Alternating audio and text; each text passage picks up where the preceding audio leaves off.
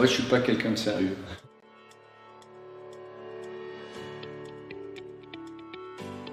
Stéphane Bernard, je suis architecte et je suis président de la structure holding qui détient la fondation WRP.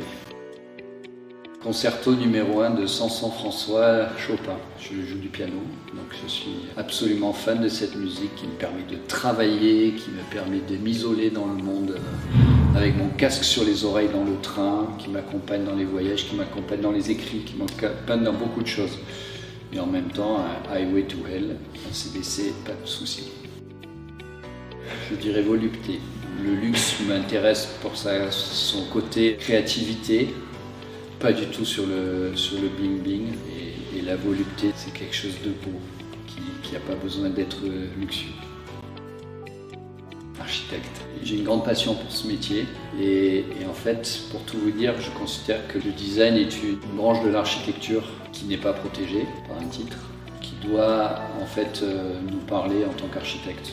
Donc on peut être architecte designer, il est plus difficile d'être designer architecte. L'architecte en fait il fait un travail global de chef d'orchestre, on appelle ça le maître de l'œuvre. Il fait un travail global. Dans ce travail global, il y a du travail dans le détail. Par exemple, quand vous faites une maison, vous pouvez aussi vous occuper du mobilier, des choses comme ça. C'est quelque chose qui est intimement lié. Si on parle personnellement, je serais plutôt Roche-Beaubois. Si on parle dans le concept, je suis à fond sur Ikea. C'est un gars génial qui a eu un jour l'idée que déjà ça pouvait devenir accessible à tout le monde, ce qui n'est pas le cas de Roche-Beaubois. La deuxième chose, qui a eu l'idée géniale de mêler la question d'un concept, d'un design, avec la question du prix et de la façon dont les choses peuvent s'assembler ensemble différemment. Il a aussi l'idée absolument géniale des noms imprononçables. Faites les deux. J'ai presque envie de dire c'est un accompagnement de vie. Au départ, on va plutôt aller chez Ikea et puis si on arrive et qu'on est très intéressé par le design ou des choses comme ça, on finira un peu plus chez Roche-Beaubois. J'ai envie de dire c'est l'âge et ça va accompagner la vie. Je suis très amoureux de Milan et je le mets en premier d'office pour plusieurs raisons. Il y a l'architecture, il y a le souffle, la créativité. J'aime beaucoup les Italiens. Je parlais des voitures. Un peu trop liberté de temps en temps.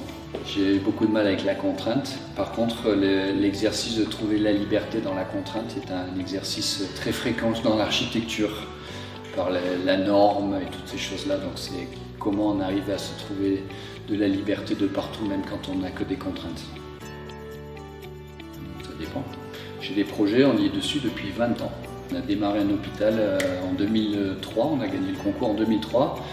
Et on est en 2024, donc c'est un projet qui a déjà accompagné 20 ans de notre vie d'agence. Il n'y a pas de date, il n'y a pas de règles par rapport à ça. La question de la taille, bien sûr, forcément, c'est un vrai sujet.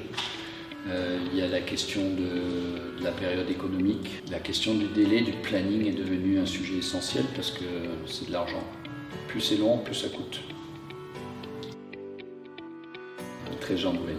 Il a eu l'audace, le talent de créer non pas une architecture mais des architectures. Le musée d'Abu Dhabi qui en est un, le Kunsthaus de Lucerne qui est un autre style, le musée de la Reine Sofia à Madrid, la Philharmonique de Paris qui serait plutôt dans l'esprit un peu zahadide, un peu déconstruit. C'est un architecte qui a le grand talent de contextualiser des projets.